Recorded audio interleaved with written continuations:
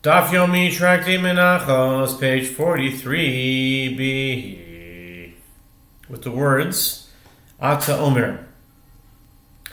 Ata Omer Arba velo shalosh yaino ela Arba velo chamesh kishu Omer asher tichase ba Hari balas chamesh amu Uma ani mikayim al Arba velo shalosh. The writer continues. Do you say that a garment with 4 corners is obligated but not a garment with 3 corners? Or it's a teaching only that a garment with 4 corners is obligated but not a garment that has 5 corners? When the verse states with which you cover yourself, a garment with 5 corners is thereby mentioned in the verse as being obligated. Then how do I realize the meaning of the 4 corners of your garment? It teaches that this obligation is limited to a garment that has 4 corners, but not one that has 3 corners. Umara the rabbis balas chamesh v'lo otzi balas shalosh. Merabani balas chamesh yesh bichlal chamesh arba. Umotzi ani balas shalosh she'em bichlal shalosh arba. The Gemara asks, but what did you see that led you to include a garment with 5 corners and to exclude a garment with 3 corners, rather than including a garment with 3 corners and excluding a garment with 5 corners? The Gemara answers, I include a garment with 5 corners as 5 includes 4, and I exclude a garment with 3 corners as 3 does not include 4. Rabbi Shimon me'asher nafka, Rabbanan asher lo mashmalhu. The Gemara asks, and how does Rabbi Shimon derive the halacha that a 5-cornered garment is required to have ritual fringes? The Gemara answers, he derives it from the seemingly extraneous word with which you cover yourself. Deuteronomy 22, verse 12. The Gemara asks, and what do the rabbis derive from this word? The Gemara answers, they do not learn any new halachot from the word which, from asher. V'Rabbanan ha'urisem oisoi ma'yavdilei mi'bayelahu l'cheditanya urisem oisoi zechartem rei mitzvah zo uzicho mitzvah cheres atulya bo ve'ezo zo kriyas shema ditnan me'ei mosai koirin es shema b'shacharis b'shiakir ben techeles ilovo. The Gemara asks,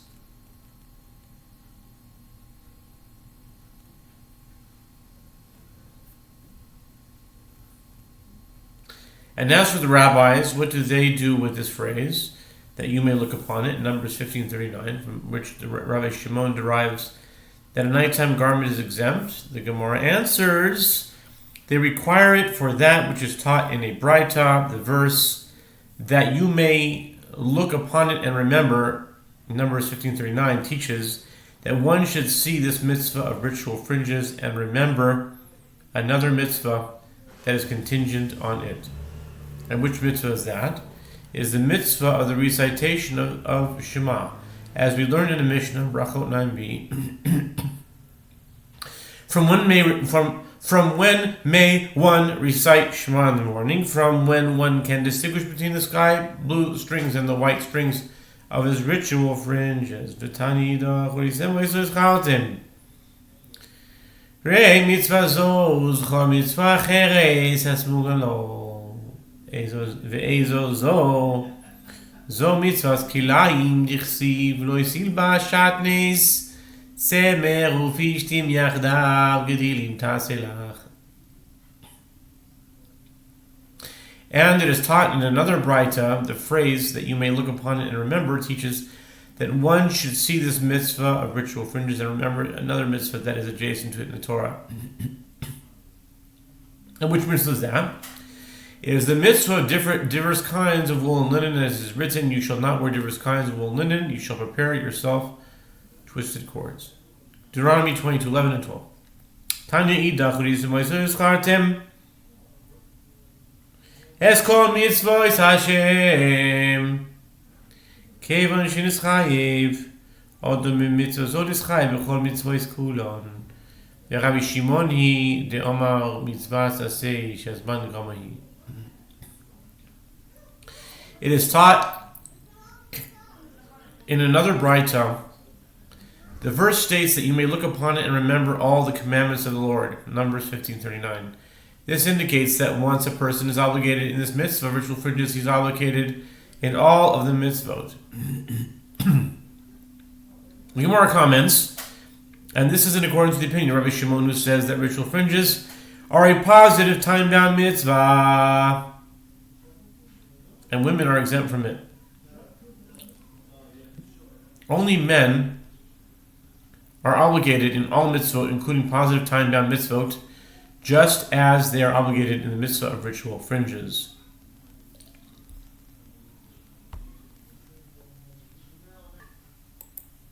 Okay.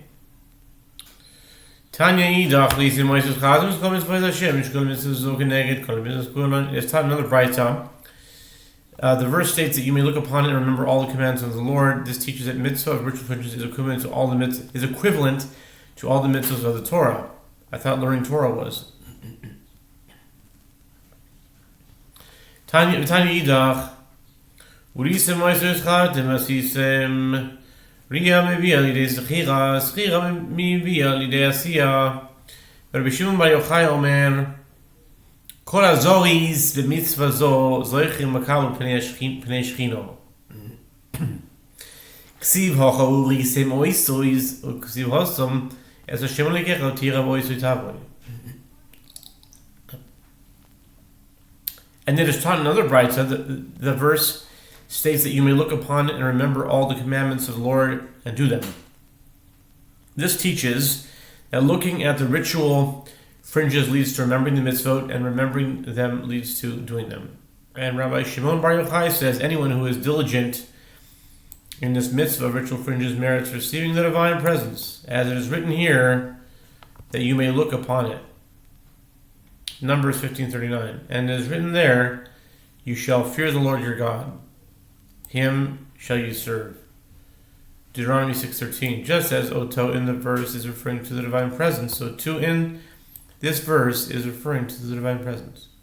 Tanu Rabbanan Chavivin Yisrael Shesibivan Akadosh Baruch Hu B'mitzvos Tefilin B'Rosheim U'Tefilin B'Zar Oiseihin V'Tzitzis B'Bigdeihin Mezuzah Le'Pischeihin Alehem Amar David Sheva B'Yoim Hilalticha Al Mishpetei Tzidkecha.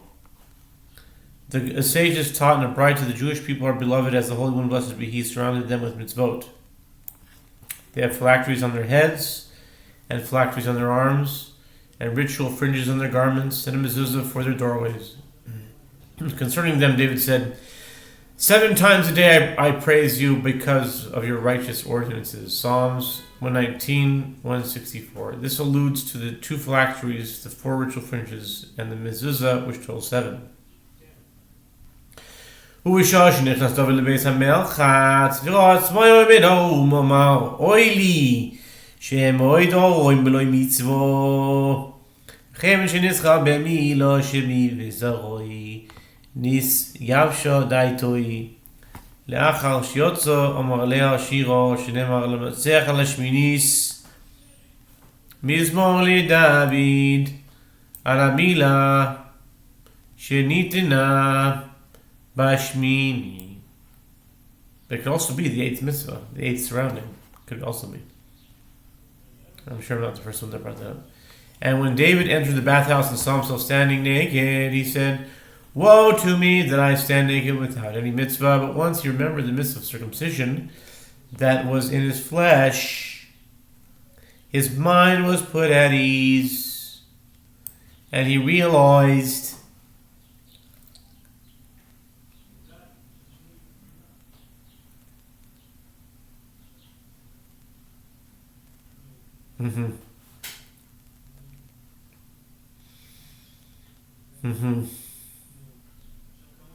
he realized he was still accompanied by this mitzvah. After he left the bathhouse, he recited a song about the mitzvah of circumcision, as is stated in the verse, "For the leader on the Shmin at the Psalm of David," Psalms 12:1.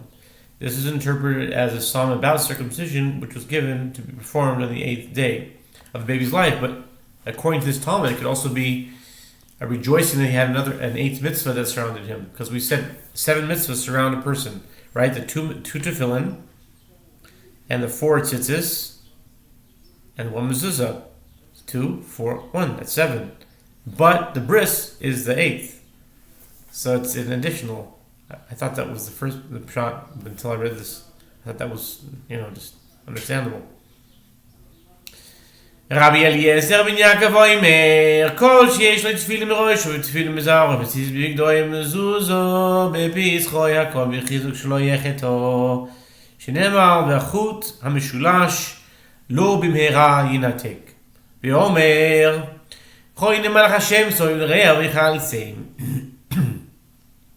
Rabbi Eliezer ben Yaakov says, anyone who has phylacteries on his head, phylacteries on his arm, ritual fringes on his garment, and a mezuzah on his doorway, is strengthened from all sides so that he will not sin. As it is stated in the verse, and a threefold cord is not quickly broken. Ecclesiastes 4:12. This is interpreted as an allusion to the 3 mitzvot of phylacteries, ritual fringes and mezuzah. And the verse states, the angel of the Lord encamps about them that fear him, and delivers them. Psalms 34, verse 8. This is interpreted to mean that the angel of the Lord surrounds those who fulfill the mitzvot and saves them from sin. Tanya. Who is this angel that saves them from sin? Tanya, Haya Rabbi Meir Omer, Ma nishtanat cheles mikol minei tzivoim mipnei shetcheles dom liyam Yam dom l'chiyah. Famous Gemara.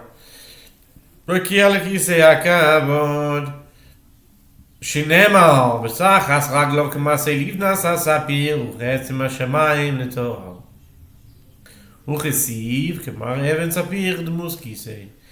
It is taught in the Braita that Rabbeinu will say what is different about the chelas from all the types of colors, such that it was chosen for the mitzvah of ritual fringes. It is because the chelas is similar in its color to the sea, and the sea is similar to the sky, and the sky is similar to the throne of glory, as it is stated. And they saw the God of Israel. This is not last week's parsha, but 2 parshas ago. Mishpatim, And they saw the God of Israel, and there was under his feet the like of paintwork of sapphire stone, and a like of the very heaven for clearness.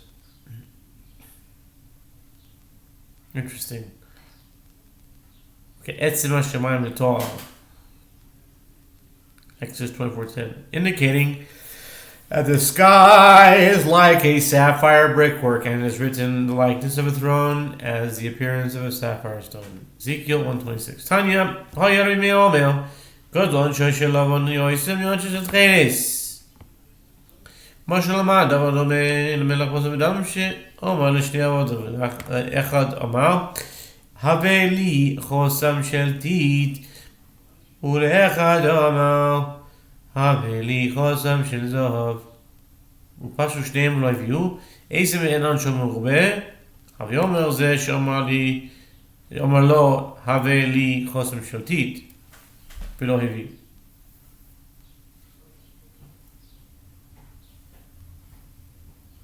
It is taught in a Braita that Rameir would say the punishment for not attaching white strings is greater than the punishment for not attaching sky blue strings, despite the fact that sky blue strings are more important. Rabbi Meir illustrates this with a parable. To what is this matter comparable? It is comparable to a king of flesh and blood who said to his 2 subjects that they must bring him a seal. The king said to one of them, bring me a seal of clay, and he said to the other one, bring me a seal of gold. And both of them were negligent and did not bring the seals. Which one of them will have a greater punishment? You must say that it is the one to whom he said, bring me a seal of clay. And despite its availability and low cost, he did not bring it. Oh, it's so easy to bring, and he still didn't. Tanya, Haya Rabbi Meir Omer, Chayim Adam Divarich Mea Ba'arish B'chol Yoim. Shinema V'yat Yisrael Mashem Legecha Shoyem Imach. It sounded bright that a mayor would say a person is obligated to recite 100 blessings every day, as it is stated in the verse, and now Israel. What does the Lord your God require of you? Deuteronomy 10:12. Rabbi Meir interprets the verse as though it said 100. Ma Hashem Elokecha, like Mea. That's what he asks of you. As in olives there. Mea. Okay.